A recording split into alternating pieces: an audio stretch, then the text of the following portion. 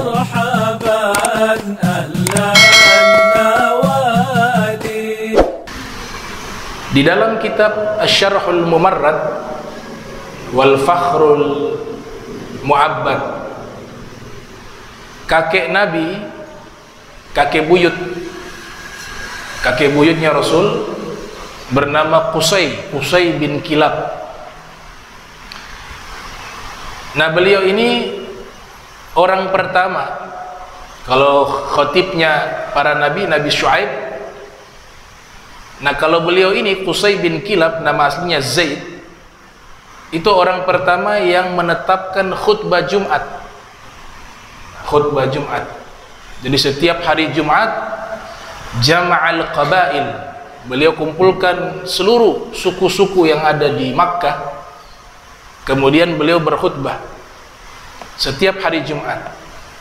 Jadi syariat khutbah yang sampai saat ini kita laksanakan setiap sholat Jumat itu berasal dari kakek buyutnya Rasulullah sallallahu alaihi wasallam yang bernama Qusay bin Kilab. Beliau ketika berkhutbah setiap hari Jumat, dikumpulkan mereka masyarakat yang ada di Makkah, maka dinamakan hari itu hari perkumpulan, yang tadinya namanya bukan Jumat. Tapi karena setiap hari itu berkumpul seluruh suku yang ada di Makkah, kemudian beliau berkhutbah, maka dijadikan nama hari itu hari perhimpunan atau hari perkumpulan. Lahirlah nama Al-Jum'at. Al-Jum'at itu dari kata jama'a yajma'u jam'an, yang artinya mengumpulkan. Ya ayyuhalladzina amanu idza nudiya lis-salati mi yaumil jum'ah fas'au ila dzikrillah. Jadi sebab kakek Nabi Qusay bin Kilab, kita dapat dua manfaat. Yang pertama, setiap hari Jumat ada khutbah Jumat, karena beliau yang merutinkan setiap Jumat berkhutbah.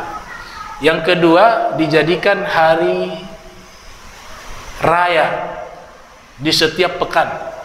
Hari besarnya kaum muslimin selama 7 hari di satu pekan itu adalah hari Jumat. Kemudian hari Jumat juga di dalam hadis terjadinya hari kiamat juga di hari Jumat, sebagaimana hadis yang diriwayatkan oleh Imam Ahmad bin Hanbal. Nah, Qusay bin Kilab ketika berkhutbah, beliau hanya menyampaikan 3 poin, 3 hal. Yang pertama, al-mawa'iz, memberikan nasihat-nasihat baik. Yang kedua, ikramul haram, menyampaikan kepada masyarakatnya untuk memuliakan tanah haram, yang pada waktu itu adalah kota Makkah Al-Mukarramah. Yang menarik yang ketiga, setiap Jumat beliau sampaikan informasi bahwa nanti akan muncul seorang pemimpin para nabi, para rasul, yang akan lahir di tempat mereka tinggal di kota Makkah dan berasal daripada anak turunannya beliau, yaitu Nabi Muhammad sallallahu alaihi wasallam. Jadi leluhurnya Rasulullah SAW sudah mengetahui bahwa mereka nanti akan memiliki turunan seorang nabi.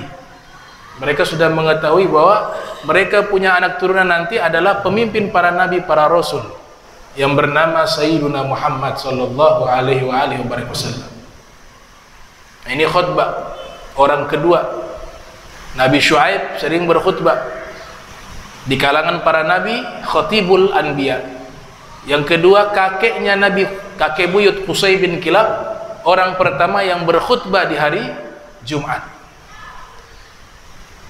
Kemudian Nabi kita Muhammad sallallahu alaihi wasallam juga tidak kalah hebat di dalam berpidato. Kita bisa bayangkan, ada kesaksian para sejarawan namanya khutbatul wada', khutbah perpisahan, sekitar tahun 9 Hijriah. Khutbah perpisahan. Ada yang mengatakan 9, ada yang mengatakan 10 Hijriah. Nabi berkhutbah, khutbatul wada', seluruh ajaran Islam yang Nabi ajarkan selama 23 tahun. Karena Nabi berdakwah selama 23 tahun. 13 tahun di kota Makkah, 10 tahun di kota Madinah. Nah, seluruh ilmu yang Nabi ajarkan kepada umat Islam selama 23 tahun itu Nabi simpulkan dalam satu khutbah. Namanya khutbatul wada', khutbah perpisahan. Semua ajaran-ajaran, prinsip-prinsip ajaran Islam di dalam satu khutbah, di situ sudah memuat seluruh ajaran Islam yang Nabi ajarkan selama 23 tahun. Dan itu tidak dimiliki oleh manusia-manusia lainnya, termasuk para nabi lainnya. Bisa menyimpulkan ucapan yang singkat tapi memiliki makna yang sangat luas. Itu mukjizatnya Nabi kita Muhammad SAW. Namanya jawami'ul kalim. Utitu jawami'al kalim. Saya diberikan jawami'al kalim. Ucapan singkat tapi maknanya padat. Khairul kalam ma qalla wa dalla. Sebaik-baiknya ucapan dia singkat tapi padat. Sebagian ulama ahli hadis mengatakan makna jawami al-kalim adalah Nabi diberikan mukjizat bisa berbicara seluruh bahasa manusia. Seluruh bahasanya manusia, Rasulullah SAW bisa berbicara dengan bahasa-bahasa tersebut. Ini pendapat Abu Ya'la. Abu Ya'la mengatakan Nabi bisa berbicara seluruh bahasa. Ada satu kitab. Kitab ini berjudul Khutabu Rasulillah. Khutabu Rasulillah. Khutabu itu dari kata khutbah. Bentuk jamaknya khutab. Khutabu Rasulillah SAW. Kitab yang mengumpulkan khutbah-khutbahnya Rasul. Ada sekitar 574 khutbah. Jadi Nabi sepanjang perjalanan kehidupan beliau, khususnya di saat beliau berdakwah selama 23 tahun, kurang lebih khutbah yang telah beliau sampaikan itu 574 khutbah.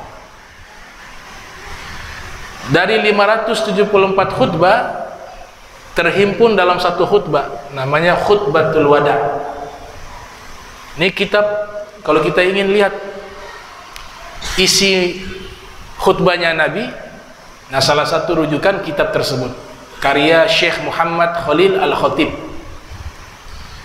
Rasulullah SAW mengajarkan adab di dalam berkhutbah. Tidak hanya khutbah disampaikan, tapi ada etika, ada akhlak di dalam khutbah.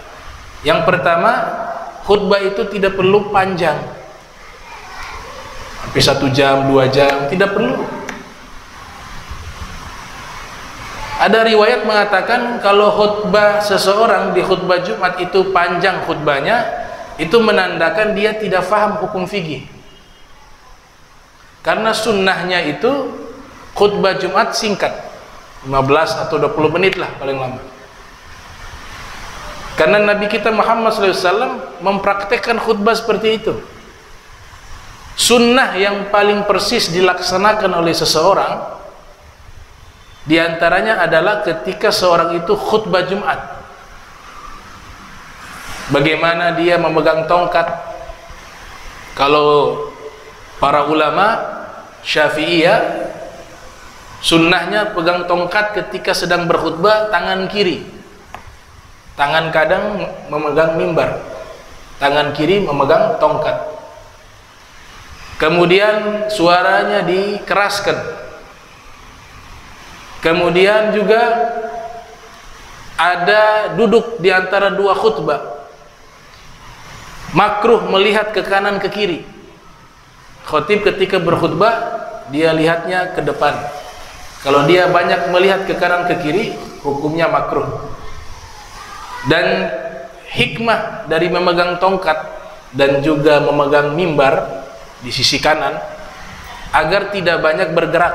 Karena biasa orang ketika orasi itu tangannya bergerak. Sedangkan di dalam khutbah Jumat hukumnya makruh banyak bergerak.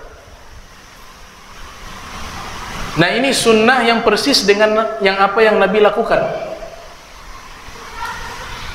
Dan Nabi mengatakan dalam hadis riwayat Imam Muslim yang lahir tahun 204 Hijriah, wafat 261 Hijriah, fa'atilu sholata wa aqsirul khutbata. Panjangkanlah solat, maknanya solat Jumat, ai sholatal Jum'ati, panjangkanlah solat Jumat, dan ringkaskanlah khutbah. Jadi perintah Nabi, sunnah khutbah Jumat ringkas, tidak perlu terlalu panjang. Yang dipanjangkan solat, fa'atilu solata wa aqsirul khutbata, panjangkanlah solat. Nah, yang Nabi suruh durasi waktunya lama adalah solat. Tapi bukan berarti baca surat Al-Baqarah sama An-Nisa. Makna panjang di sini ada ditakhsis dengan hadis yang lain. Panjangnya itu diatur. Makanya para fuqaha itu mengatur tuh. Kita memilih beberapa surat. Sabbihisma sama hal ataka hadithun ghasiyah. 2 rakaat baca 2 surat ini. Atau kita bisa pilih surat Al-Jum'ah dan surat Al-Munafiqin. Ini makna panjang ya seukuran surat itu. Bukan Al-Baqarah, bukan Al-Maidah. Nah, ini dijelaskan oleh Al-Imam Ibnu Hajar Al-Haytami di dalam kitab Tuhfatul Muhtaj. Kitab Tuhfatul Muhtaj. Nabi ketika berkhutbah di zaman itu tidak ada sound system. Nggak ada sound system, tidak ada pengeras suara. Tapi yang luar biasa mukjizatnya Rasul SAW diceritakan oleh Ibnu Hisham dalam As-Sirah An-Nabawiyah, juga diceritakan oleh Al-Imam Abdul Qasim As-Suhaili dalam kitab Ar-Rawdul Unf. Rawdul Unf juga diceritakan oleh Al-Hafiz Ibnu Katsir yang lahir tahun 700 Hijriah, wafat 774 Hijriah, dalam kitabnya Al-Bidayah wan Nihayah. Nabi ketika berkhutbah, baik itu khutbah Jumat atau khutbah-khutbah yang lainnya, yang di depan, yang di belakang mereka mendengar suara Nabi sama. Di belakang, bahkan ketika khutbatul wada itu jumlah manusia sangat banyak dan semuanya mendengar apa yang disampaikan oleh Rasulullah SAW, padahal tidak pakai alat mukhabbir saut, sound system, pengeras suara tidak ada. Nah, ini masuk bab mukjizat. Kita tidak perlu terlalu jauh. Kalau Rasulullah SAW terlalu besar, terlalu hebat. Ada namanya Kiai Mangling. Kalau tidak salah namanya Kiai Mangling di Jawa, dekat Gunung Kidul apa sekitar situ. Beliau hidup di zaman kita, meninggal beberapa puluh tahun yang lalu. Kiai Mangling kalau tidak salah. Sering ketemu guru sekumpul dan ulama-ulama lain. Itu Kiai Mangling kalau ceramah tidak mau pakai mic. Tidak mau pakai mic. Sedangkan acara ini Maulid Nabi jumlahnya manusia ribuan, sampai di luar gedung, luar musola. Tapi ketika beliau bicara, yang di luar dengar, padahal bicaranya pelan. Nah, itu keramat dan disaksikan oleh orang-orang yang hadir. Ditanya di luar, dengar? Pakai sound system tidak? Itu ulamanya, walinya umat Islam kayak begitu. Bagaimana dengan Nabi Muhammad SAW? dia sampai. Oh, Nabi Muhammad bukannya sampai di telinga, sampai tembus ke hati, sampai tembus ke ruh. Kalau Nabi punya ucapan itu cahaya. Dan Nabi ketika berkhutbah sangat jelas, per huruf jelas. Manusia yang paling fasih, paling hebat khutbahnya Rasulullah, paling hebat ucapannya Nabi sallallahu alaihi wasallam. Wa afsahu man nataqa bid-dhabb. Dikatakan oleh para ulama, satu-satunya manusia yang paling fasih mengucapkan huruf dhabb. Huruf dot itu gak ada manusia yang bisa ucapkan 100% benar, tidak ada. Itu hanya Rasulullah yang bisa. Di antara huruf hijaiyah yang paling sulit itu huruf dot.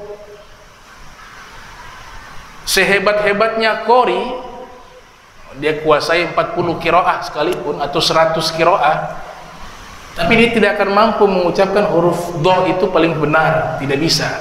Itu hak patennya Rasul. Itu Allah berikan hanya untuk Nabi Muhammad. Ya, itu mukjizat. Wa afsahu man nataqa bid-dhabb. Manusia yang paling fasih mengucapkan huruf dot hanya Nabi Muhammad sallallahu alaihi wasallam.